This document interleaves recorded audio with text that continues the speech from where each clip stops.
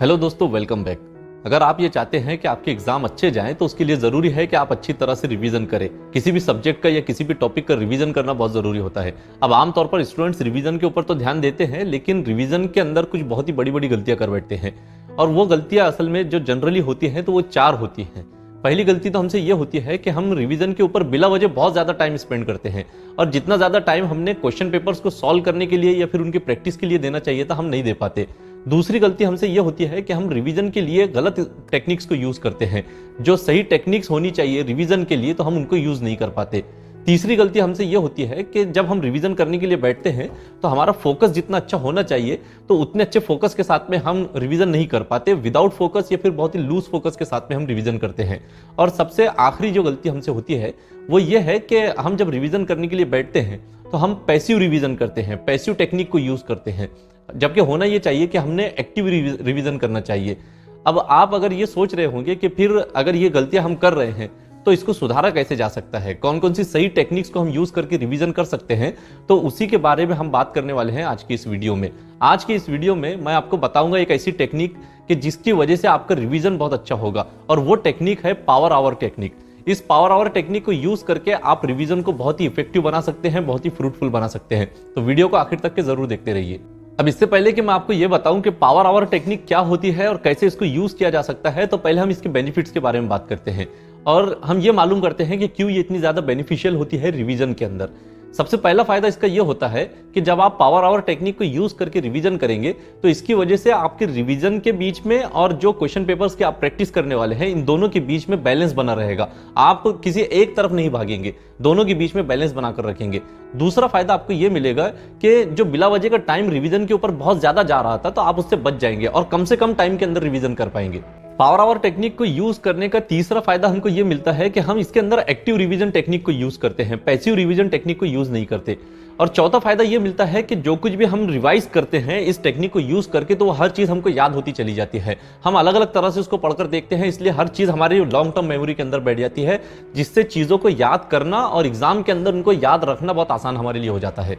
पांचवा फायदा हमको यह मिलता है कि इस टेक्निक को जब हम यूज करते हैं तो इससे हमको पता चलता है कि हमारी स्ट्रेंथ्स क्या क्या है और हमारी वीकनेसेस क्या क्या है।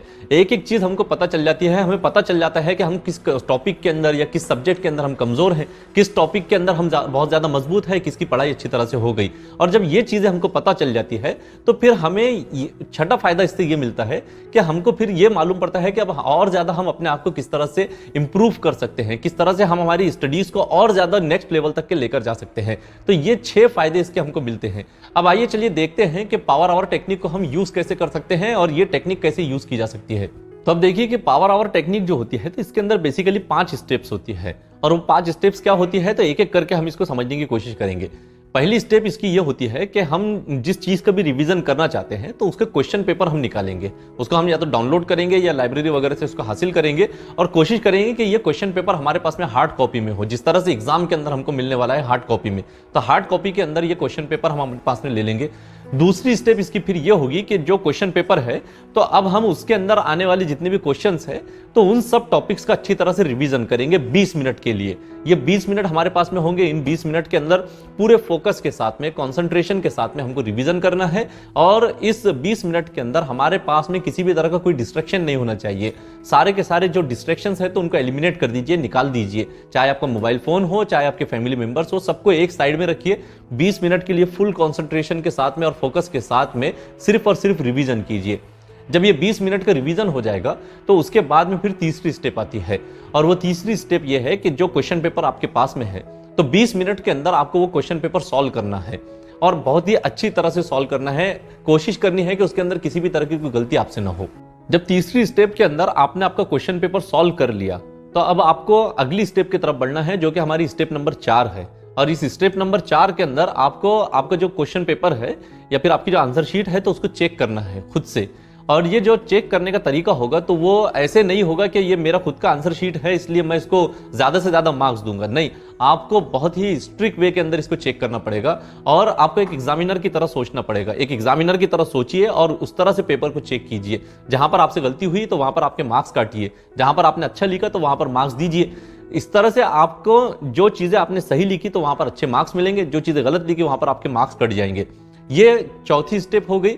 चौथी स्टेप के बाद में आपको फिर पांचवी स्टेप की तरफ बढ़ना है, और वो पांचवी स्टेप ये है कि जब आपने पेपर को पूरा चेक कर लिया तो उसके बाद में आप अपने आंसर शीट को अपने टीचर के पास में लेकर जाइए, या फिर उस सब्जेक्ट का जो भी एक्सपर्ट है तो उसके पास में लेकर जाइए और उससे वो आंसर शीट चेक करवाइए और उनसे मालूम कीजिए कि आपने किसी भी सवाल का जो जवाब लिखा तो वो कितना सही लिखा, सही लिखा भी कि नहीं लिखा, अगर गलती है तो कहां पर गलती है, और जो गलतियां हैं तो उनको नोट डाउन कीजिए। जब आप उनको नोट डाउन करेंगे तो आपको पता चल जाएगा कि आपने किस क्वेश्चन का आंसर लिखने में गलती की है और उस गलती को आप सुधारने की कोशिश कीजिए। तो ये पांचवी स्टेप हो जाएगी। इस तरह से आप तकरीबन 1 घंटे के अंदर बहुत अच्छी तरह से फुल कंसंट्रेशन के साथ में रिवीजन कर पाएंगे। तो ये है पावर आवर टेक्निक। अब आप खुद सोचकर देखिए कि आप अगर इस तरह से रिवीजन करेंगे किसी भी टॉपिक या किसी भी सब्जेक्ट का, तो आप खुद सोचकर देखिए कि आप कितनी अच्छी तरह से रिवीजन कर पाएंगे। जो चीज भी आप इसके अंदर पढ़ेंगे तो आपको याद हो जाएगी, आपकी गलतियां आपको मालूम हो जाएगी। आपने साथ के साथ जब रिवीजन कर रहे थे तो उसके साथ में ही आपका क्वेश्चन पेपर की प्रैक्टिस भी हो गई, तो पेपर में आपको जब आंसर लिखने की बारी आएगी तो आप अच्छी तरह से लिख पाएंगे। तो ये है पावर आवर टेक्निक, और आप इसको जरूर यूज करके देखिए ताकि आपका जो रिजल्ट है तो वो इंप्रूव हो। अगर वीडियो पसंद आया तो इसको लाइक जरूर कीजिए, अपने दोस्तों के साथ में शेयर कीजिए और हमारे चैनल को सब्सक्राइब करना ना भूलें। चलिए मिलते हैं अगले वीडियो में एक और इंटरेस्टिंग टॉपिक के साथ।